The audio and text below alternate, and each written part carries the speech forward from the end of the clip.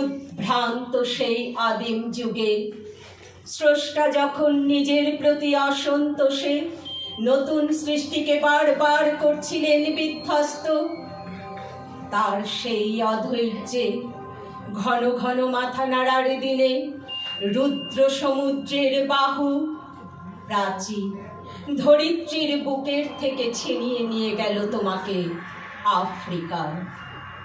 বাঁধলে তোমাকে বনস্পতির নিবিড় পাহারায়, কৃপণ আলোর অন্তঃপুরে।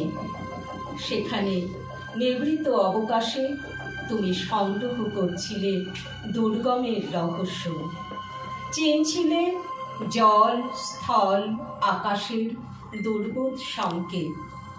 প্রকৃতির দৃষ্টি অতীত জাদু মন্ত্র জাগাচ্ছিল তোমার চেতনাতীত মনে।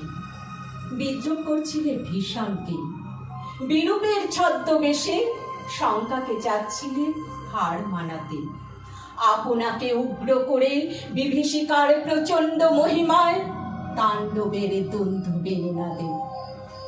হায় ছায়া বৃতা, কালো ঘোমটার নিচে অপরিচিত ছিল তোমার মানব রূপ। উপেক্ষার আবির দৃষ্টিতে এলো ওরা লোহার হাত করে নিয়ে, নখ যাদের তীক্ষ্ণ তোমার নেকড়ের চেয়ে। এলো মানুষ ধরার দল, গর্বে যারা অন্ধ তোমার সূর্যহারা অরণ্যের চেয়ে। সভ্যের বর্বর লোক নগ্ন করল আপন নির্লজ্জ অমানুষতা।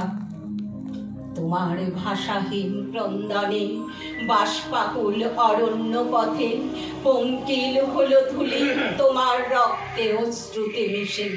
দস্যু পায়ের কাঁটা মারা জুতোর তলায় বিভৎস কাদার পিণ্ড চিরচিহ্ন দিয়ে গেল তোমার অপমানিত ইতিহাসে।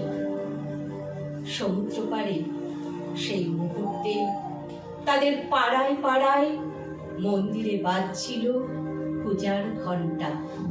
সকালে সন্ধ্যায় দয়াময় দেবতার নামে শিশুরা খেলছিল মায়ের কোলে। কবির সঙ্গীতে বেজে উঠছিল সুন্দরের আরাধনা। আজ যখন পশ্চিম দিগন্তে প্রদোষকাল ঝঞ্ঝা বাতাসের ঊর্ধ্বশ্বাস, যখন গুপ্ত গহ্বর থেকে পশুরা বেরিয়ে এলো, অশুভ ধ্বনিতে ঘোষণা করল দিনের অন্তিম কাল। এসো যুগান্তের কবি, আসন্ন সন্ধ্যার শেষ রশ্মিপাতে দাঁড়াও ওই মানহারা মানবীর দ্বারে। বলো ক্ষমা করো হিংস্র প্রলাপের মধ্যে, সেই হোক তোমার সভ্যতার শেষ পুণ্যবাণী।